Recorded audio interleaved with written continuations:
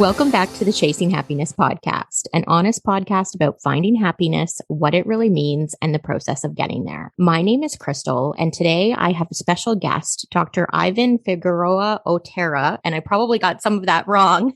So do you want to introduce yourself really quickly to the Chasing Happiness community? I think you did it well. Just call me Ivan. I think everybody will remember. Ivan is not very typical Spanish name. It's a Russian name. That's a long story. I won't tell you that story.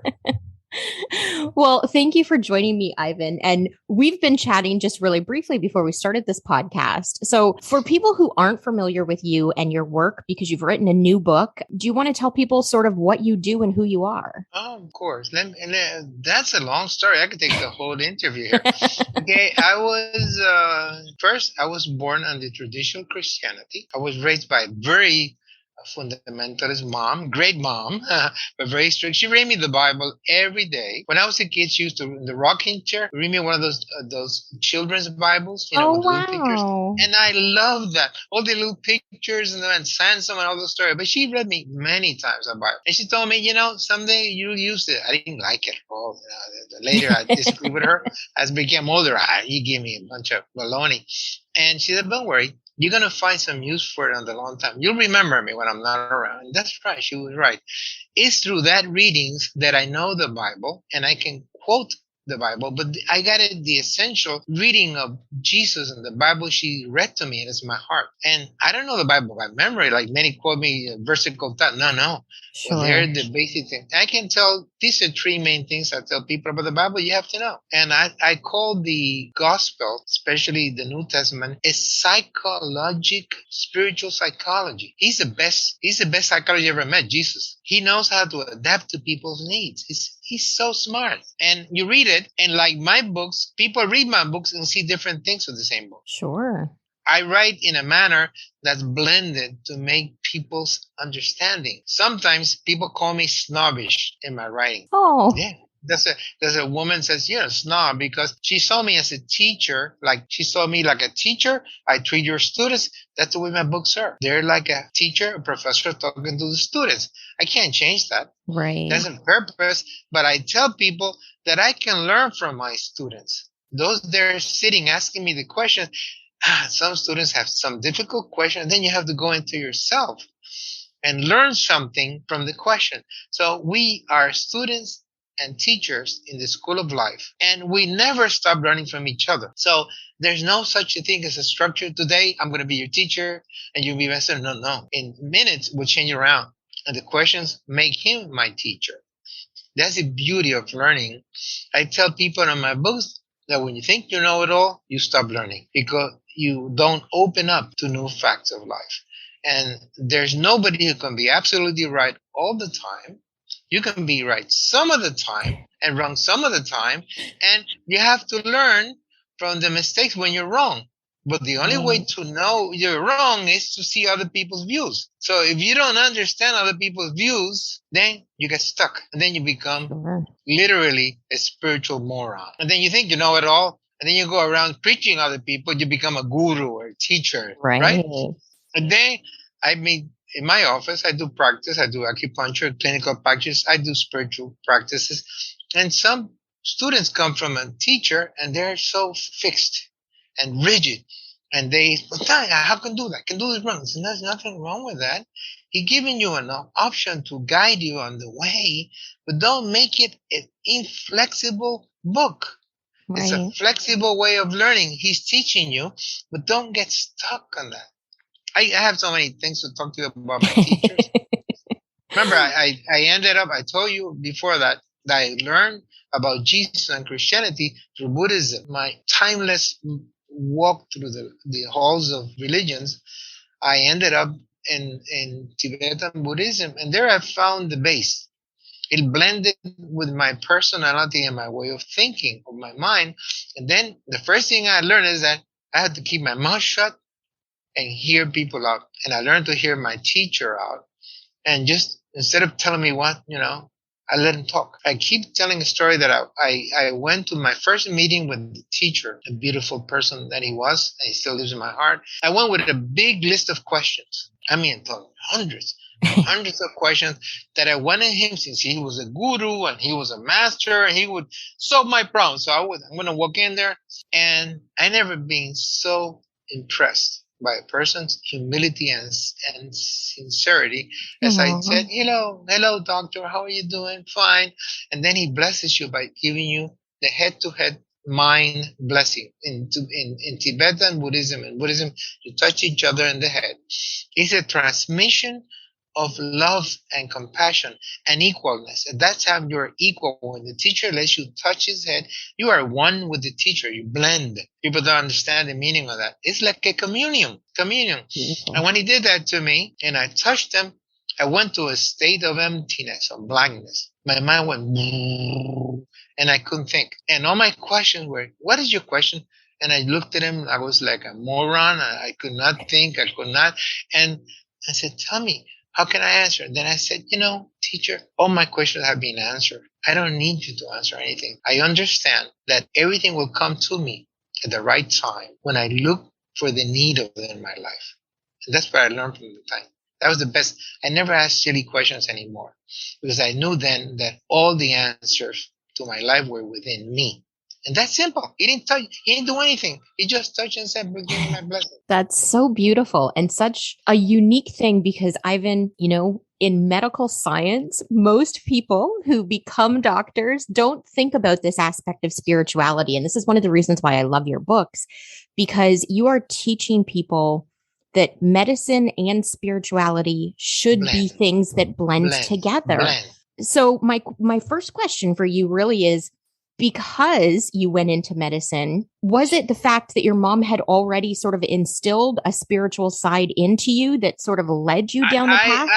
I got a feeling I went into medical career to please my mom and to fill up my lack of insecurity I had. So I use medical career as a crutch, as a cane that could walk through life, because my self-esteem as a young man, a teenager, was very bad. And so medical career, and also I gotta say, I have to use the word karmic, which means cause and effect. I call the karma, the law of love in my books. Because people get afraid with it. When you tell a Christian karma, they get all hassled up. You know what it is? What's karma? It's not in the Bible. I say, well, it's in the Bible. Karma is in the Bible. Tooth for tooth, is it? Let me see. Ojo por ojo, eye for eye, and tooth for eye for eye, and tooth for tooth, right? And that's karma. That's back in the Old Testament, and that was badly interpreted in the sense that the vengeance would be personal. Somebody does it to me, I got to give it back. And still people believe in that. But that's not the way, because in other part of the Bible, the God says, the vengeance is only mine. That means the mind of the creator knows how to adjust and teach you your mistakes. So that's karma. So I learned that karma was in the Bible, and I teach Christians at the end, oh yeah, I understand that. The law of cause and effect, of course, God will make me understand my mistakes by teaching me and making me through an experience of empathic suffering. They use the word empathic suffering. I just made that up. And if you suffer in loneliness, you won't learn. If you suffer in togetherness, you learn. Do you understand that concept? Yeah. It's when we reach each other, when we blend, when we understand each other, that many times in my career as a doctor, whoa, I had to learn that. That's how I became a better physician, as I blended my spirituality with my science. We have a left brain and we have a right brain. The left brain is very logical. The right brain is very spiritual and basically. And I keep saying in my books, after my right brain woke up, he gave a beating to the other left brain. He just goes ahead, and the left brain cannot keep up with the right brain. You understand? It's duality. Right. So I broke out of my little jail or my little cage, and I said, I'm going to fly. And I'm just going to fly and enjoy myself. And many people told me that. You're too stiff. Yeah, friends of mine, you're too stiff. You don't want to do that. You don't want to do that. I know, I don't want to do that. It's dangerous. And then I said, heck, let me throw and go at it. So I've become more flexible. And science and spirituality are together. But you have to remember, it's a creative aspect of the universe. It is the spirit that generates the rest of the universe. The origin is the pure energy. You call that intelligence. You call that love. You can call anything. That pure primordial nature or mind with my teacher. That's the beginning. From there, people say creativeness occurs.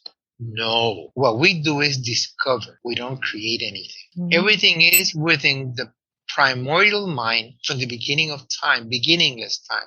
Everything is there. It's like the diamond that's raw in the lump of coal. It's there. Right. And how do you do it? You got to polish it, polish it, and polish it. So our lives are how we polish the beauty of our diamond. And that's what we call wisdom. Polishing that beautiful lump of coal. Oh, look at that ugly dirt. It's getting my hands dirty. But if you work at it, something becomes a beautiful. And that's what I call love. And when we fall in love with each other, we start recognizing the brilliance of the other guy's diamond or the other girl's diamond. Oh God, I would like to have mine like that, baby.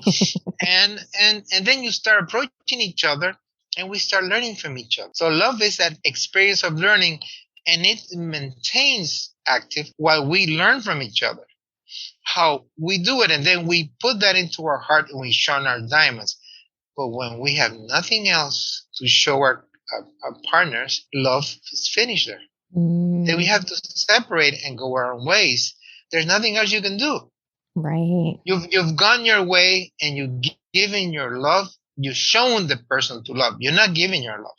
You've shown the person to love himself.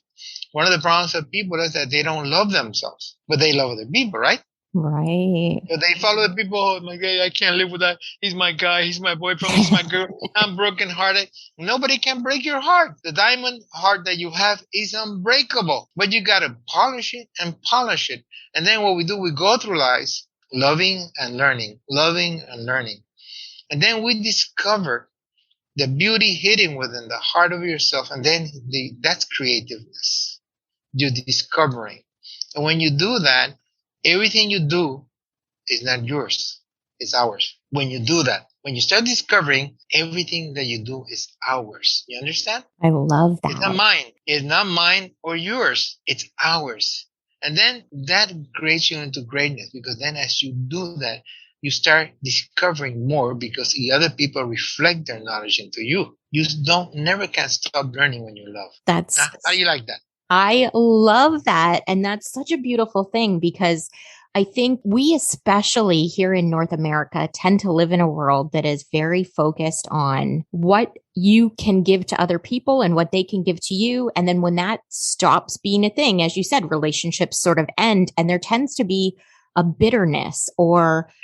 You're talking about business relationship or a love relationship? Well, that's a good question. I'm being sarcastic because you're talking, it sounded like a business relationship.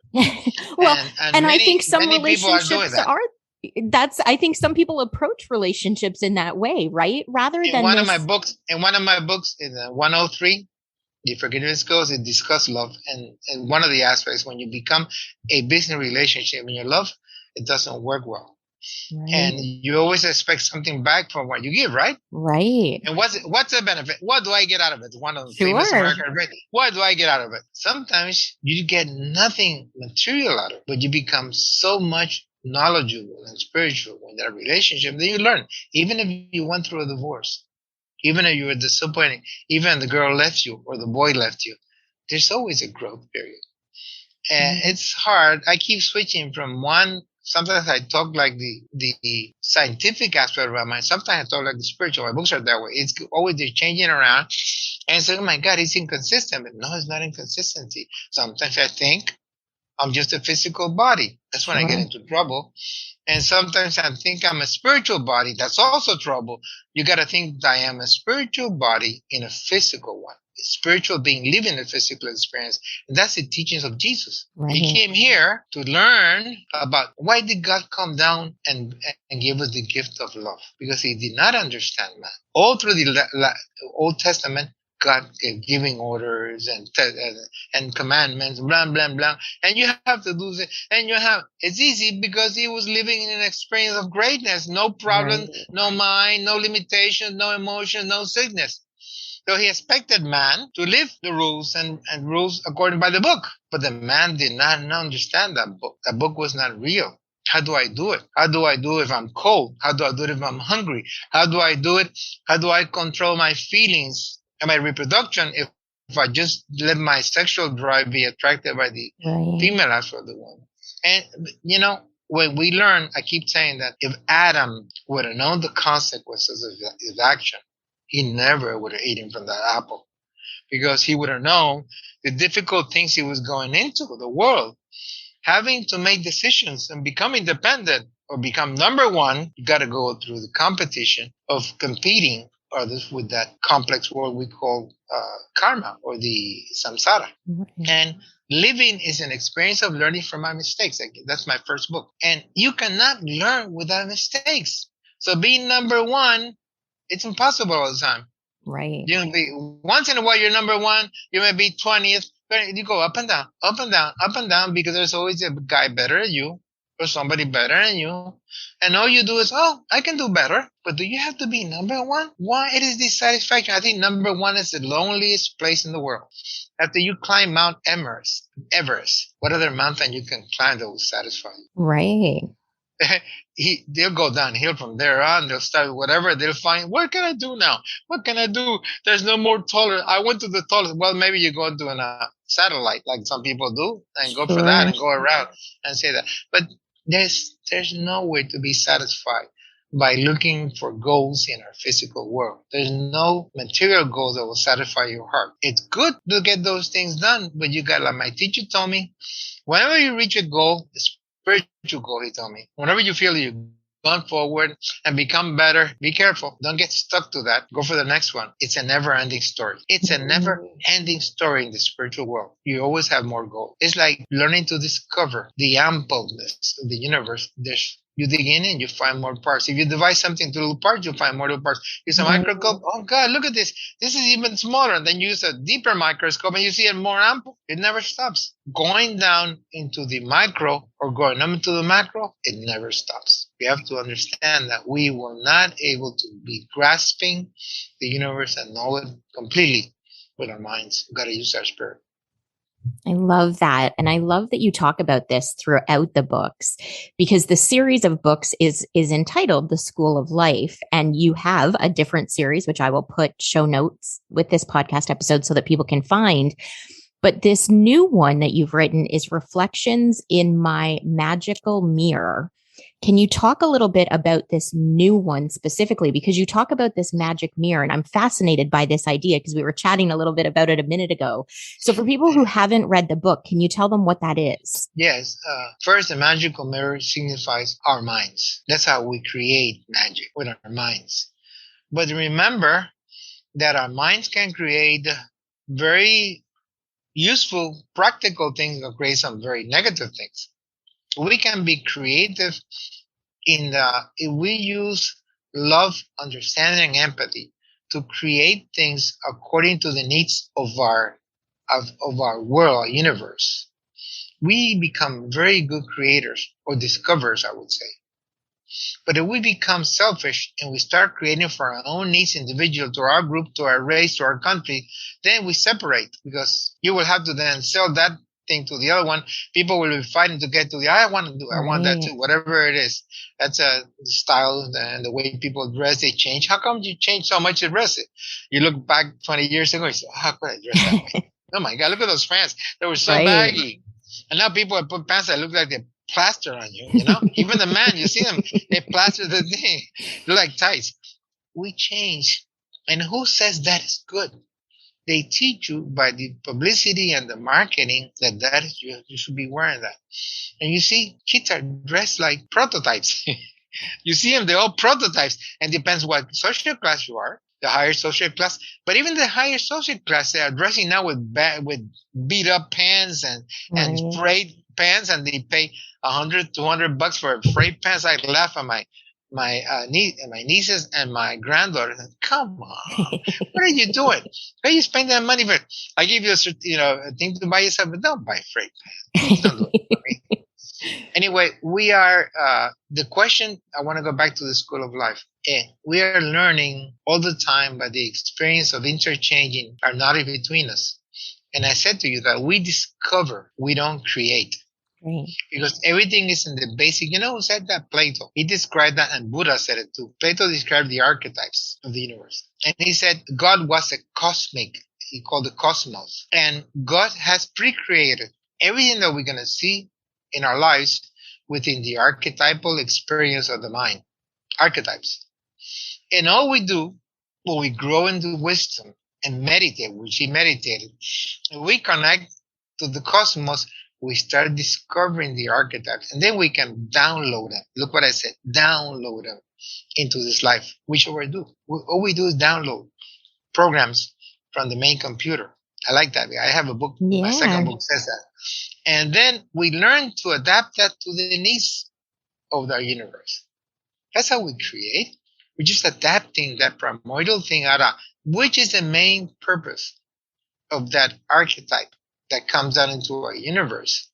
The primordial purpose is to be beneficial or inclusive for all the parts in the universe, all human beings. It should make everybody happy. That sounds good, right? But it's not the way it is, because everybody who's in the universe don't see the universe the same way. Right. It should make everybody happy, but it doesn't. But the purpose is, my intention is that I create something for your happiness, but I cannot guarantee it will happen. Happiness is a very difficult to approach it if you think you can grab it and hold it in one place. No. Right. It's a changing feeling. And you're going to be joyful. Sometimes you're going to be sad. But in the round, you got to be happy in the good times and in the bad times. I've learned to remember all my good times when my bad time comes. It gives me hope that it will come back again. There's a cycle. The universe is a cycle. So when I'm sad, I'm in the down, and things are going bad, and I'm lacking money, and my books are, people are not reading or criticizing my books like happened. And I say, man, wait a second. And there's been other times. There's people who feel that my books are good, and people feel they don't feel it, but that's the way life is. Everybody cannot agree that a book I write is good. I'm sorry. I have to learn. And my books are written from my heart, and people who can get the benefit from my experience, which is not so good in the sense I made quite a lot of mistakes, then they can benefit from my experiences. It's a testimony of being humble and simple and not knowing at all. And my patients do pretty well because of that. I teach them to get down, relax, allow themselves to be loved. That's one of my phrases. The only thing that we need to know before we leave this physical experience is to allow ourselves to be loved. That's the number one goal. Allow ourselves to be loved. Then after being loved, that's why the triangle of love, God, man, and brothers, it starts with God loving me. That means I have to believe and allow myself to be loved. Then I discover within myself the beauty of the seed that the Buddha said called the Tathagarbha. Then I discover that seed. Then I radiate that everywhere. I see it everywhere I go. And then I love other beings. But it comes because I love myself. When I love myself, I don't need anything else. Right. I don't need a couple. I don't need somebody to give me. I don't need money. I love myself. I'm radiant. Then I start making things happen around me because I'm confident. I'm radiating the purity of the creation, the primordial nature of man, of the creator, which is love. And when you radiate that, nothing is in your way, and people come to you like magnets because you understand everybody's needs and you make them feel the same as you. You don't look down upon them. My teacher never looked down upon me. He smiled at me and he looked at me and he understood me. I felt very loved when my teacher looked into his eyes. I have a poem about that. Aw, I love that. And I think there's a lot of people in the world, maybe some listening to this podcast, who aren't really sure how to love themselves, who don't know how to start that process. So you have this series of books that can help them with that. But for people who are listening and they think to themselves, like, I'm not in love with the life I have, I'm not in love with where I am, what advice would you give them? They remember that they have been trained and programmed by people who have also been through that. The way they raised you, the way the society you live, what the books you read, it trains you to feel that way. I don't think nobody wants you to be happy. Really? I think the system doesn't want you to be happy, but then you will not buy any books. You will not do anything. You don't need anything. Forget it. I don't Right. want that. You won't go to a retreat. You won't do whatever. I don't want. Well, I feel Right. great about it because they don't want you to be happy. Because people, demand and what do you call demand when the money somebody needs it and then you buy if there's need for it. The supply and demand. Sure. And everybody, if you're happy, what can they supply you with to make you happy? Think about that. That's That's the problem. We have to understand that self-love, it's not self-hedonism. It's not selfishness. It's respect for yourself and discovering that everything within you can be shared. Like I said, we shared our love. It's not mine. It's discovered within me, but it's not mine because I'm discovering the rest. When I see each other and I see a person, a girl or boy, and I see him, I can reflect. I see in his heart the same seeds that are my heart. Then I recognize that we are sons of God or daughters of God, right. that we all belong to the unity of the beautiful love. That's when we become really the communion of love, feeling we're togetherness, no matter the race, no matter the money, we are in love. And then that person's helps others develop their own self image of myself. So it's the way to go. That's what I do in my practice. I love that. And I'm not surprised that you're very successful because based on the little bit that I know about you, I think you speak very openly about, there are moments in life where there is this struggle. We all go through different kinds of struggles, but it's not a consistent struggle because there is that uptick later on. The joy comes back, the good comes back. But we live in a society where the mindset tends to focus on that negative part, as you were saying. So I love that your books help people to realize that just because something bad is happening or has happened doesn't mean life in general is bad. And that's how you approach practice as well. Well, the problem is that the concept of success, being successful, is also part of the learning experience of making the mistake. So when you adapt and you learn and you change the things that made you make those mistakes, you're being successful. So you cannot have success without going through the difficulties. It's something you have to go through, the learning. You don't become a movie star or a great writer without having difficulties that go through. Many of these famous movie stars have been gone through hell, literally. And they're almost something we're going to give up, but suddenly somebody appears in their lives that ignites their lives and it gives them a break. What was that guy in Star Wars? He became a famous actor. He was what's his name? Yep. Whatever. Yeah. Anyway, he was just a second man looking around, and then he did a work. He worked for somebody. He was a good worker, and he helped the director. And they say that's the way they learn about him and give him an opportunity in Star Wars, right. and became a famous star. So also you have to learn that karma or cause and effect. Anything that occurs in your life is also because something happened before. Nothing is luck, good or bad luck. I don't believe in that concept. It's not coincidence. It's causality because it's something I did reflects on my present time. Sometimes I did in the back, I made a mistake and I still have some loose ends to tie up and they'll come back to me. And as long as I don't solve that problem, it'll come back to me again. So there's no way to become a better human being or a better spiritual being without going through the effects of suffering. Suffering is the way we learn to love and awaken our wisdom. There's no way we can learn without suffering. Yeah, but I'm not a masochist.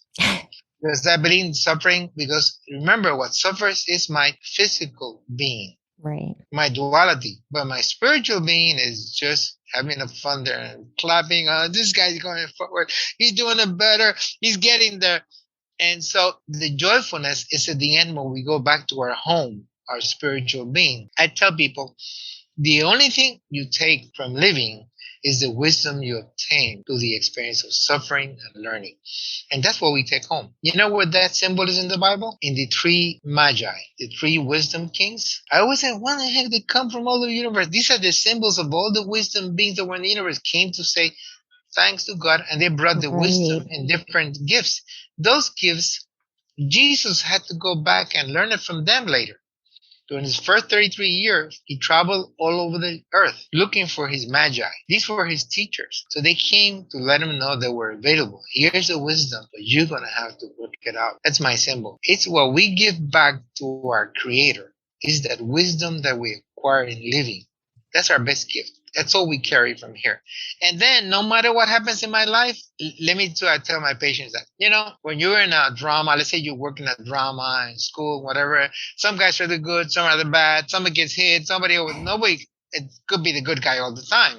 Sure. But then when you finish the play or you finish whatever it is and everybody claps at the end, then everybody gets together and goes to the coffee shop. And then the guy who hit you is buying you a coffee and drinking a beer, whatever it is. And then you're clapping each other or grasping each other. The same guys who are beating each other up in the drama in the coffee shop are loving each other. That's how I compare life and the afterlife. In the afterlife, everybody understands what happened in life. And then you're no grudges, no karma, because then you see it as it is. Right. That's such a beautiful. That's my last book. It's such a beautiful way to look at life in general. We're just picking up all of these lessons and we're taking that wisdom on to whatever is after this.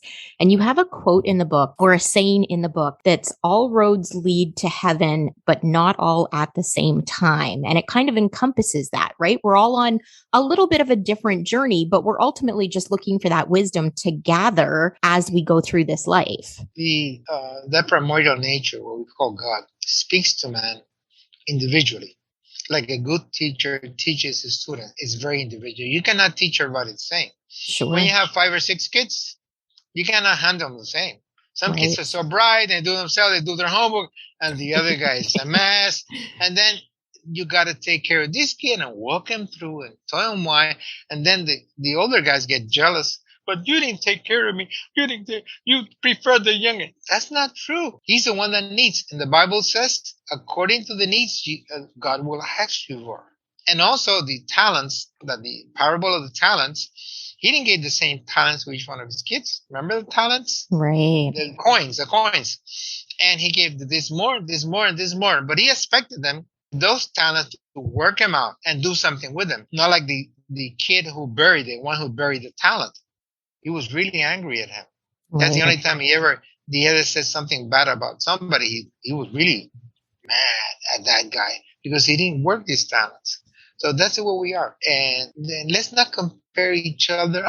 Somebody, he's born in a rich family. He's born to a princess, whatever it is, those comparisons. No, the way he's born to where he needs to be. The talents were given to him. But you have the same talent to develop yours to the maximum. For example, if you have an orchestra, I call the universe is like a spiritual orchestra, and the primordial God is the director, and he's got the scripture, the written down music here, the scripture, what do you call that? It's right there. And he starts working. And there's many things, but in this orchestra, not everybody can be a pianist, not everybody can be a saxophonist, not everybody can be a trumpetist. Everybody's got to play a different instrument. And what he doesn't care which instrument you play, he doesn't have any favorites. He just wants to hear everybody work together into a beautiful melody. So even if I play the little cymbal or the bling or the little triangle, if I play it right and I come in, he goes at me and smiles at me. You're doing it right, baby. And so I feel proud with my little triangle. And if I can practice, I can become a trumpetist. I would try it, but I don't feel bad about it. And I would never look down. Let's say I become a famous violinist. I would never look down at the guy who plays the triangle because I was there. I was there once. We all started not knowing until we knew. So I can't judge people who are behind me in this school of life. I just got to help them up to bring them up to the grades as somebody has given me a hand in the famous school of life. School of life is never ending story. There's always helping you. Somebody helping you and you're helping out. That's basically the way I see life. That's such a beautiful way to look at life. And I hope that through your books and through people listening to you, that more and more people start to view life in that way, because I think it's such a beautiful thing for us to approach others when we meet them with the viewpoint of, it doesn't matter where you are. I can learn something from you. You can learn something from me, and we can both move forward. the quality that comes from your aspiration, the beauty of your aspiration is that patience has to be included into the frame, into the relationship. Remember, we are related to time. We're not timeless. We're time-like beings. Right. So we are in a hurry to get things done because we live, we're born, and we die. Right. But the spirit is not born or dying. The spirit is always. So we have to look through the eyes of the spirit and find that in everybody's opportunity. See what I can become, but be patient for it to occur in God's time, they say. God's time is like infinite. Right. What's the hurry if there's no time in his mind? And we are just like little things going through. So he takes his time and he enjoys us the way you're growing. He'll pat you in the back and push you once in a while. And once in a while, he'll give you a pinch or knock you in the head. You have to make your way. He'll do that. He'll break you back in line. It happens. But you have to everything experienced in the universe is a lesson of love. We have to be grateful for everything we have in our lives. We have to look at the universe, and this is my last book coming up. We have to leave like the Beatles song, let it be, let it be. Whisper words of wisdom, let it be. And that's a beautiful song. And the problem is we want to change the world. Right. We want to change beings. You want to do this. Who are you? You're putting your expectations and your own prejudice, your bias into everybody's way. Let them have their path, their way. All you can do, if they need your help, let them come to you and ask, and you give them a hand to let them go their way, not your way. Right. You have to let them go their way, but you give them a hand. But don't go around trying to change people's mind and showing the little booklets and you got to do this. This is the way of religion, because that's why all paths lead to heaven, each in a different manner. But I cannot tell them which religion you should follow. Right. I feel right now. My teacher is gonna he's gonna hear that, and I don't feel I'm a Buddhist anymore. I practice Tibetan Buddhism with a beautiful teacher, and he taught me what he had in his heart. But I'm not a Buddhist. I am a human being full of love and understanding that was given to my teacher. If I say I'm a Buddhist, I hurt somebody's feeling. But I'm an Arab. I'm a Muslim, all that. Right. I'm a human being trying to learn and to love and be loved first. That is, I think, the perfect place for us to end, because I think that's such a great lesson for everyone. We are human beings that are learning to love and find love within ourselves and spread love. And I think that's just beautiful. So thank you so much, Ivan, for joining me today. Talking to you has been amazing. And I'm so excited for people to hear you speak and to be able to discover these books that you've written, because I think there's a lot of wisdom in them for people. There's 2 more books already written, and they'll be coming out soon. I write a book in 2 weeks. Oh my gosh. Yes, I write a book. I don't take 2 time. I have 1 more learning. And one of the next one is called Healing the Cancer in Our Genes. And the other one is a manual for healers. It's a therapist manual. I'm going to share with healers the way I've learned to become a better healer. And that's going to be a great book. Oh my So gosh. there's a couple of things going on, and they'll be coming out soon. I'm starting the editing of the books. And my last book is already flowing through my mind. It's like I tell, let it be, let it be, let it be. It's like, everything is fine in the universe. Let's not change it at all. Let's adapt and be patient. Patience. As my teacher used to tell me always, be patient, be patient, be patient. Thank you very much for the opportunity to share it with you. I hope those people that follow you take the advantage of what you're doing. First, you're acting, you're doing what I'm recommending, and learn from each other. I know many will learn from you, and I hope many will understand the craziness of my thoughts and the way I can't even get crazier and sometimes. I'm sure lots will understand. And certainly those that don't will reach out to me, or they will follow the links that I put in the show notes, and they will get in touch with you. You can find my books in Amazon, everywhere in the universe. And the company who gave me opportunity to write my books called Mascots is an independent publishing company. Very good. Is called Hybrid Publishing. It's the first bona fide publishing company that's given me a chance. Oh, wow. But anyway, you can find them everywhere. Look them up. And I think they're already being distributed prior to points of sale, physical sale too. You can find them. Maybe sometime they'll go to the big stores. I won't say the names. I think it's starting to go forward. And then I have a surprise. I'm going to make all these into one anthology of books, make it a single book, my first three books, Oh called my the gosh. Trilogy of Life. And then I'm going to make the second trilogy, which is ready. So remember, we just finished the first level, the 100 series. Now we're going postgraduate, which is 201, 202, and 203. That's when the going gets hard. That's more information on other stuff. I'm looking for new things to do. Let's see what would happen. I don't know. I'm 77 years old. Let me tell you. You don't know that? 77. So I'm just beginning my life. I love that. That's so beautiful. And to be in the place where at 77, you're looking at it like this is just the beginning and I still have so much more to learn and share and, just develop. I adore you. And I cannot thank you enough for joining me on the podcast today. So thank you very much. You have to remember them. I used to be a pediatric academic surgeon. I was one of the best pediatric surgeons in Puerto Rico. So that my big initial life was that field. And I did pretty well there too, until 61 when I just got a little bored with it. And then I started to switch over.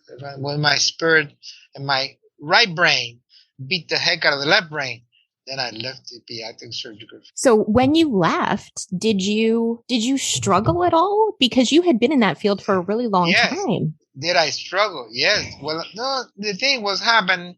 I left because I was very comfortable. I had wealth. I thought I could live all my life with what I think, and I was wrong. I could not live all my life. I went broke after a couple of years. Oh, wow. I lost my capital, and my hobby became my work. My God, universe leads you the path because I had to take this new job seriously, not as a hobby. You understand? Yeah. Then I became very successful, and now I am very successful. My appointments are booked till the end of March. Oh my gosh. Yes. And I have a TV program. I go to TV. I do a little bit of everything. That's amazing. I love that. Well, I will share links for everyone listening to the podcast. I will share links to everything so that you can find everything that Ivan does and all the new books to come and whatever wisdom and knowledge Ivan has. We'll keep in touch. Yes, absolutely. If you need a book, you contact the person the publisher, they'll get you a book. Whatever you need, any book that you need, just contact them. I'll get it for you. I definitely will. Thank you so much for joining me today. And thank you for listening. For everyone who comes back week after week to listen to all of these amazing people that I get to have conversations with. I appreciate you and love you all. And I hope you have a wonderful week. We will chat with you next week.